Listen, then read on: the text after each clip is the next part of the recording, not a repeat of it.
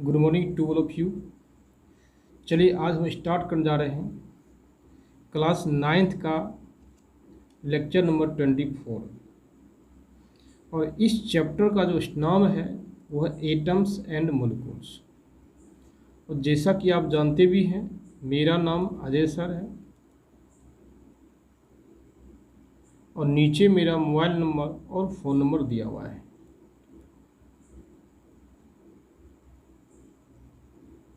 Actually ये क्या है, फुल्ली न्यूमेरिकल बेस्ड है और आज हम लोग स्टार्ट करेंगे मोल कंसेप्ट। क्या करेंगे स्टार्ट? मोल कंसेप्ट। और ये क्या है, फुल्ली न्यूमेरिकल है।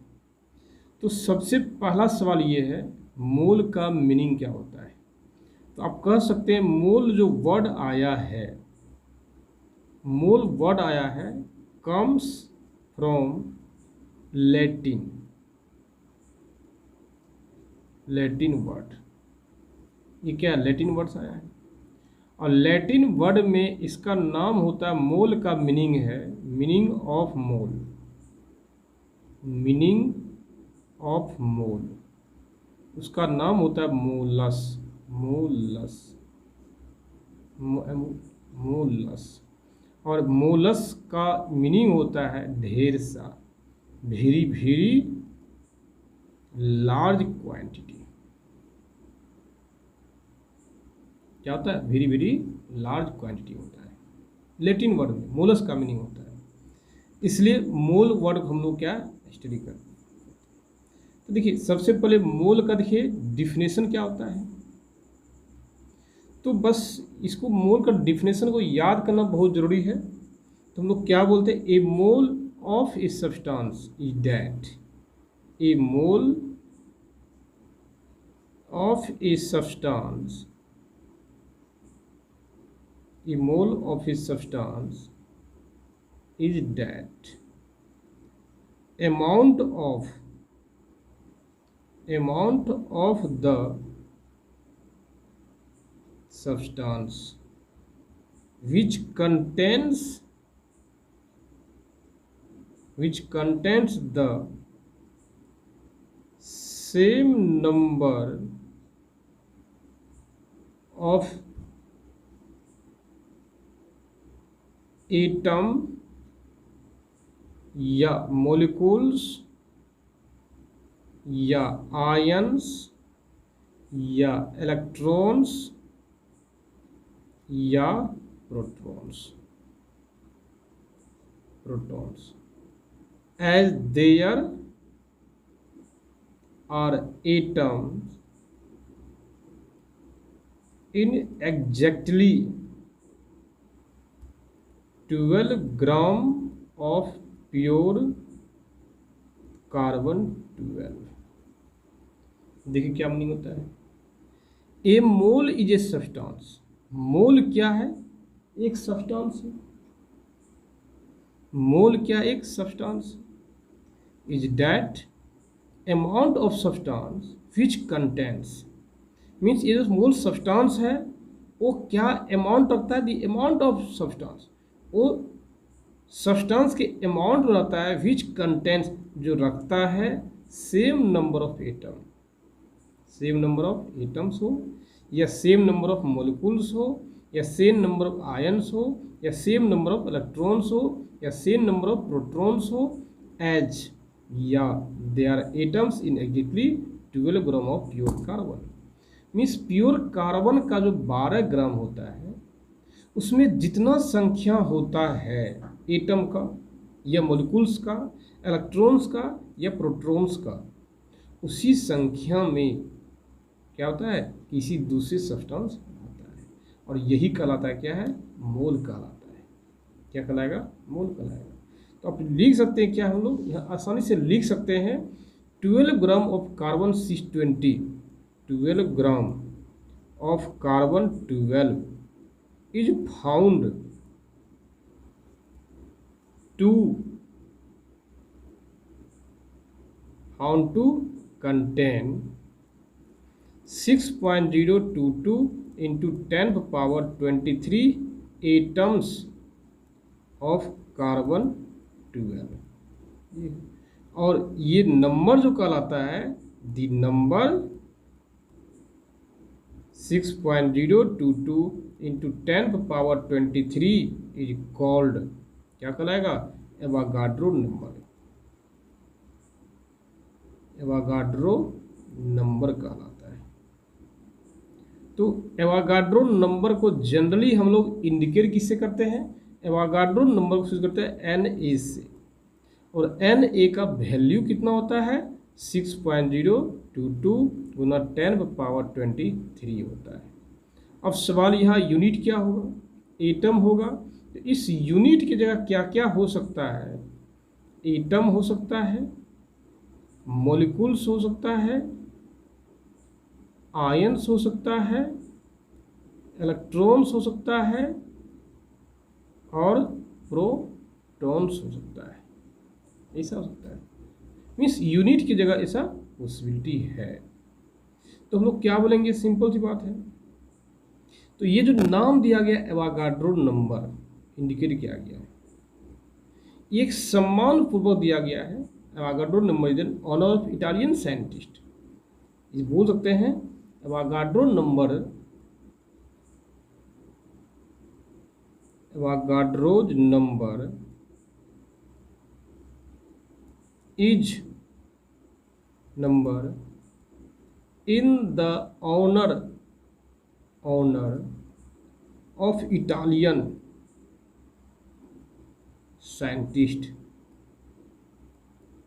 Scientist Amedeo Avogadro. Means Italy का एक साइंटिस्ट था, उसी साइंटिस्ट के सम्मान में दिया गया क्या, एवोगाड्रो नंबर रखा गया, साइंटिस्ट के सम्मान में। तो जनरली हम लोग एवोगाड्रो नंबर को 3 भाग से बांटते हैं, सॉरी एवोगाड्रो नंबर को 4 भाग बांटते हैं।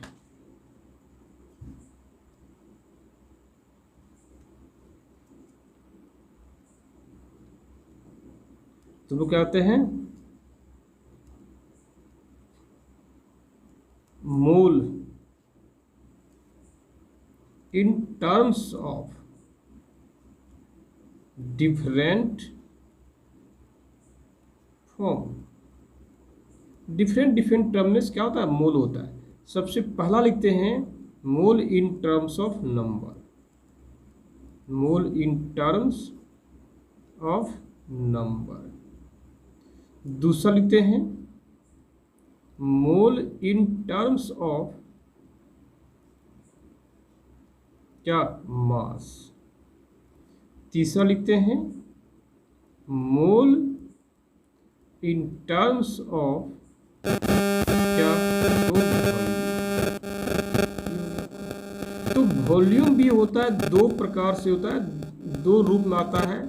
एक होता है STP यूनिट पे, या इसी बोलते हैं NTP को, और दूसरा देखिए क्या होता है, क्या RTP पे होता है।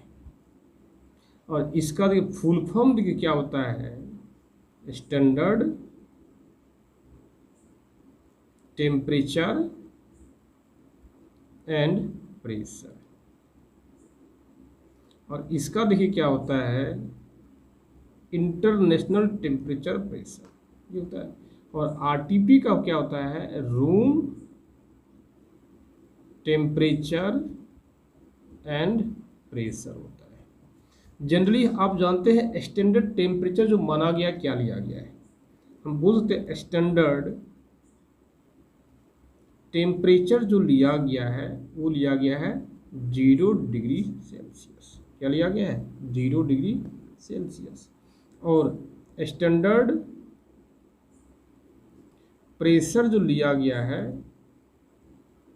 वो लिया गया है 1 atm, 1 atm लिया गया है। लेकिन रूम टेम्परेचर यदि हम लोग बात करते हैं, रूम टेम्परेचर का हम लोग यदि बात करते हैं तो जनरली लिया जाता है 25 डिग्री सेल्सियस, या किसी बुक में ये लिया जाता है 27 डिग्री सेल्सियस भी दे दिया जाता है, या हम कह सकते हैं कि 22 डिग्री सेल्सियस। लेकिन according to the NCERT book के अनुसार तो आप 25 डिग्री सेल्सियस ले सकते हैं। तो कह सकते क्या, मोल जो है वॉल्यूम के टर्म में दो भाग में बांटा गया है, इन terms of STP, other terms is STP। तो चलिए हम लोग स्टार्ट करते हैं। सबसे पहले क्या, mole in terms of number, mole in terms of number. देखिए क्या होता है इसमें। देखिए नाम है mole in terms of number, number के टर्म में क्या करना है, मोल ज्ञात करना है। तो इसका डिफिनेशन दे दिया जाता है, तो सिंपली बोलते हैं collection of 6.022 into 10⁻23 unit, collection of इतना यूनिट इज नोन एज 1 मोल। क्या 1 मोल बोलेंगे, तो आप कह सकते हैं क्या 1 मोल बराबर आप कह सकते हैं 6.022 इंटू 10⁻23 यूनिट, ऐसा कर सकते हैं। जैसे एक एग्जांपल लीजिए, क्या यदि मान लीजिए कोई बोलता है सिक्सर, जैसे ये वैल्यू देखिए आया, देखिए कैसे, जैसे बोलेंगे सिक्सर, 1 सिक्सर, 1 सिक्सर में हमेशा 6 रन होता है। अब ये सिक्सर जो है सचिन तेंदुलकर मारा हो, या वीरेंद्र सहवाग मारा हो, या लक्ष्मीपति बालाजी मारा हो, या हरभजन सिंह मारा हो, कोई भी मारा हो, तो 1 सिक्सर का हम लोग बात करते हैं तो क्या बोलते हैं, 6 रन ही बोल सकते हैं। कभी 1 सिक्सर का मीनिंग 7 रन हो सकता है क्या, नहीं हो सकता है। कभी 1 सिक्सर का मीनिंग 10 रन हो सकता है क्या, नहीं हो सकता है। जब भी हम लोग 1 सिक्सर का बात करेंगे तो 6 रन ही होगा, उससे ज़्यादा रन नहीं हो सकता है। यदि हम लोग बोलेंगे 1 वीक या 1 डे, 1 डे में ठीक श्योर होता है 24 आवर होता है। कभी भी 1 डे में 25 आवर होता है क्या, नहीं होता है। या 1 वीक बोलेंगे, 1 वीक बोलेंगे, 1 वीक में हमेशा 7 डेज होता है। कभी ऐसा पॉसिबिलिटी है क्या कि 1 वीक में 8 डेज हो जाए, ऐसा पॉसिबिलिटी नहीं है। जब भी होगा 1 वीक में 7 डेज ही होगा, हमेशा होगा। यह हम लोग बोलते क्या है, 1 leap years, 1 leap years of फरवरी हमेशा क्या होता है 29 डेज होता है। ऐसा कभी होता है 28 डेज का, नहीं होता है। ठीक उसी प्रकार यदि सवाल आता है 1 मोल का, 1 मोल का, तो हमेशा 1 मोल जहाँ भी आप देख लेते हैं, हमेशा उसका जो वैल्यू होता है वो हमेशा होता है 6.022 इंटू 10⁻23 यूनिट होता है। जैसे कि एग्जांपल लेते हैं, मान लीजिए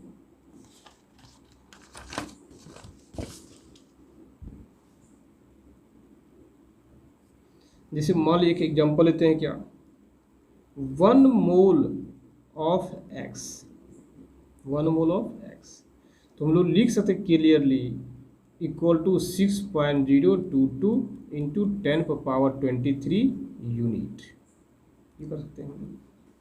तो सवाल है यहाँ यूनिट क्यों लिखे, आखिर यूनिट जो होता है चेंजेबल होता है, यूनिट में भी चेंजेबल, यूनिट में बी चेंज, ये कहता है चेंज होता है यूनिट। तो किसके अनुसार होगा, अकॉर्डिंग